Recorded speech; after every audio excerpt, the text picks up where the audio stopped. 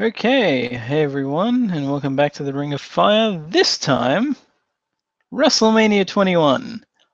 Fucking finally! It's taken me a while, pretty much very close to a month, even though I'm behind on these anyway. But that aside, WrestleMania 21 first match was, and well, before I get into the first match, just really quick. That WrestleMania 21 opening is the worst pay-per-view intro I think I've ever seen in my life.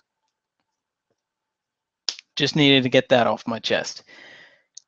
That said, the opening match was Rey Mysterio versus Eddie Guerrero, and it confuses me to this day because they were tag champions, but I guess they were setting up a feud for them anyway, so I'll let it slide. And the fact that it was actually a good match, because, well, hello. It's Rey Mysterio and Eddie Guerrero. Well, Rey Mysterio back when his knees were still functioning.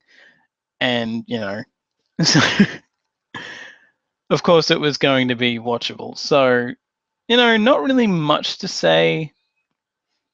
Pretty good opener, I'd say. Like, not the best pay-per-view opener I think I've ever seen, but definitely one of the better ones, especially considering some of the WrestleMania openings we've got before and since. I'd say this is one of the better ones that I've seen. But yeah. Next up was the Money in the Bank ladder match, the very first one, and it only went 15 minutes. That's interesting. How? Holy shit. Even the friggin' Mysterio Eddie Guerrero match went over 10 minutes. Holy shit, that's weird. Anyway, I honestly can tell you that I had never seen WrestleMania 21 before, and I mean like anything from it. Well, maybe the bits and pieces of matches, but still. But the first Money in the Bank ladder match. Surprised that I'd never seen this before, and it is pretty good. Like, I'd seen certain spots like Shelton Benjamin running up the ladder that was sort of leaning on the other one and then running up and knocking Jericho off. That's still cool to me, especially because both of them could have been severely injured from that. So thank God that neither of them were. Ben, like, in a way, the standout moment for me, in a way, like, it's not necessarily the best spot, but the thing that sticks out in my head is the fact that at one point Benoit hits a diving headbutt off the top of the ladder, the very top. He just sort of falls off rather than jumps because, well, if he jumped, he would have missed or overshot the mark. And he had stitches above one of his eyes, and doing the diving headbutt tore open those stitches. And he just starts bleeding, and I'm like, holy shit. And it almost seems like he actually did headbutt him. Like, head-to-head kind of headbutt. And maybe that's why.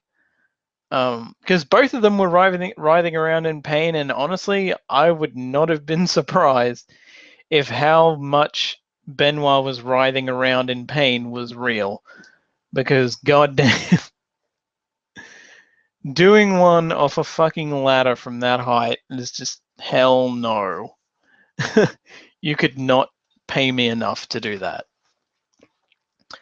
Yeah, Edge wins, as we all know by now, unless you're newer to wrestling, but, well, let's face it, even then you should know that. Some pretty cool spots. I keep getting this year confused, though, with the spot that Benjamin does at a later one, so I was kind of disappointed in that sense, but still we get him running up the ladder and knocking Jericho off, so that was cool. Undertaker versus Orton is next, and Jesus. This, I was surprised, was the third, fourth, whatever, third, sorry. I was almost counting the dark match. Whoops. The third match on the show, because it was the streak. I mean, I guess that's just it. The streak wasn't really much of a big deal until this match, really. And even then, it wasn't until he started facing main eventers that it actually became a thing that would be the highlight of the pay-per-view. Not a terrible match, but pretty meh, honestly. Like, pretty mediocre for a streak match, which that's saying a lot when you consider the first lot of them were pretty bleh and forgettable. Or like maybe memorable, sort of, or like not complete shit, but I mean, I'm not saying this is like Giant Gonzalez WrestleMania 9 bad. I think that was WrestleMania 9. But not, this isn't in leagues with the Shawn Michaels matches, is basically what I'm saying. Though I still do love that the choke slam counter into an RKO. That's still cool. I find it interesting though that John Laurinaitis, technically as Johnny Ace, did that first in Japan, but hell, he made the move, so I guess it makes sense that he would have invented that counter. So that's interesting. Next up was the very, very forgettable Trish Stratus versus Christy Hemme match, which Christy Hemme showed a bit of promise there, but yeah, she was way too green for a WrestleMania match. That was a dumb idea. I mean, okay, fair enough. Lita was like not cleared to wrestle, I guess, so she couldn't. So fair enough, but did they have to go with Christy Hemme? Like, nothing against her, but she just she improved from what I recall. She at least somewhat improved, and even in TNA she wasn't that bad when she was a wrestler. But at this point, this was like, I think this was, well, okay, sorry, no, it wouldn't have been anywhere. It wouldn't have been her first match, but you can tell that she's still pretty green in this, and it's kind of sad. Even the chick kick, like the match kind of ends in it as an anticlimax as well. So, eh. And Trish wins, of course. Then we get Kurt Angle versus Shawn Michaels, which, my God, why the fuck have I never seen this match before until now? Like, holy shit. This match was fucking amazing. I've seen like bits of it, but I've never seen the entire match, and I'm glad that I've finally seen the whole match, because this was easily match of the night. The fact that it's followed up by that stupid Akebono Big Show crap is a travesty. Like, honestly, of course this couldn't be the main event, but I honestly think this should have been like the break between the two main events of the WWE title and World Heavyweight title matches. Which, okay, now that I think about it, it's probably a bad idea, because then people would be exhausted by then, and I guess that's the whole point of putting it where it is, because Akebono Big Show gives people a time to rest up for about a minute before the next match. Holy shit, they almost got a half hour. My God, it did not feel like that. In a good way, I mean. Like, it didn't feel rushed, but it for some reason it didn't feel like half an hour, which is a good thing. Kurt Angle going over still surprises me, especially since he went over clean. If any of you remember, he does not cheat once in this match, which is insane, considering he was the heel. But no, he just out wrestles and makes Shawn Michaels tap out. So yeah, Akebono Big Show, don't really give a fuck. Cena versus JBL, better than I expected, I must say. I mean, I didn't entirely pay attention, I must admit, though That was because I was kind of eating at the time. But still, um, you know, like not a horrible match. And thank God that even though I guess they'd figured, well, okay, Kurt Angle and Shawn Michaels can be the match that has a bajillion finisher kickouts. Well, okay, there wasn't that many, but still, there was a few. And then the Cena JBL one is just, it was the first guy to hit their finisher one, basically. In a way, it kind of bothers me that it only got 11 and a half minutes, give or take. But, it wasn't a horrible match still. And in a way, considering both guys are brawlers, probably not a good idea to have it go too long anyway.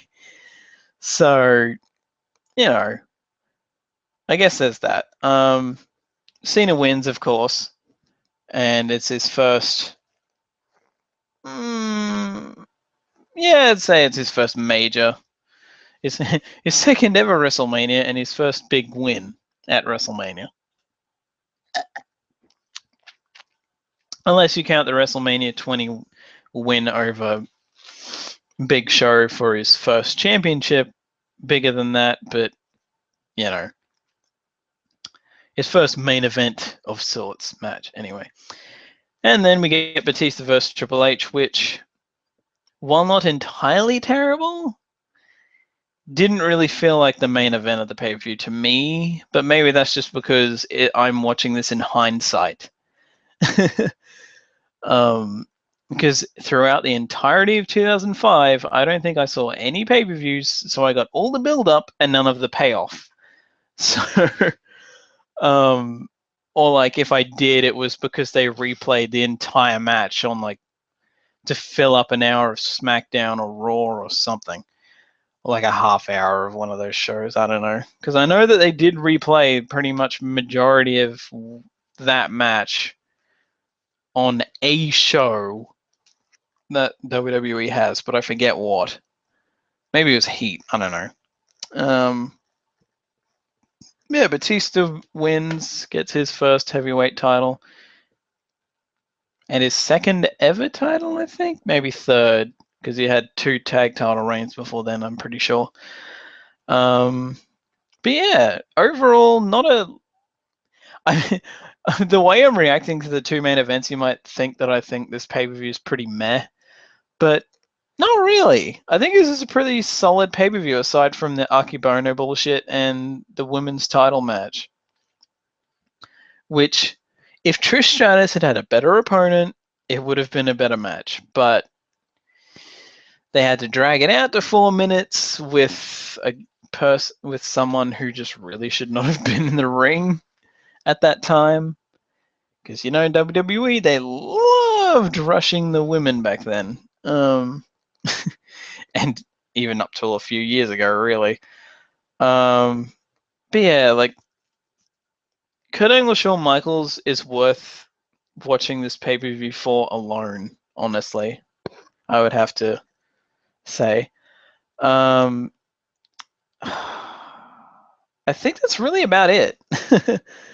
I did not mind Cena beating JBL, though it's funny to realize that there was a bunch of people booing Cena, even back then.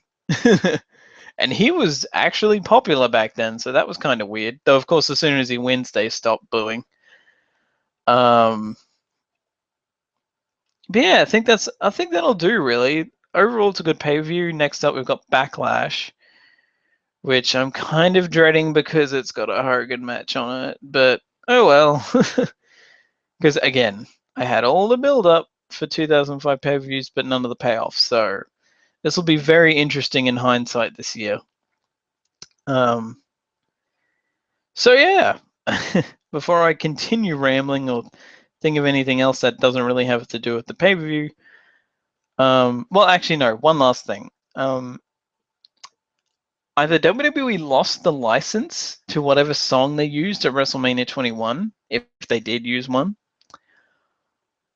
or they were so lazy that they used a what sounded like a temp track or just a generic like royalty-free rock track over the WrestleMania highlights that end the show that they used to end WrestleMania with a lot. Yeah, that was horrible. That was about as horrible as the opening.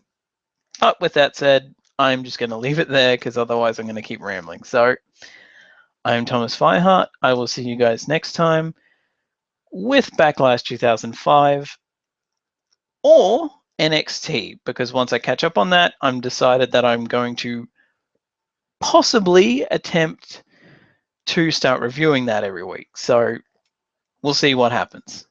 See you then.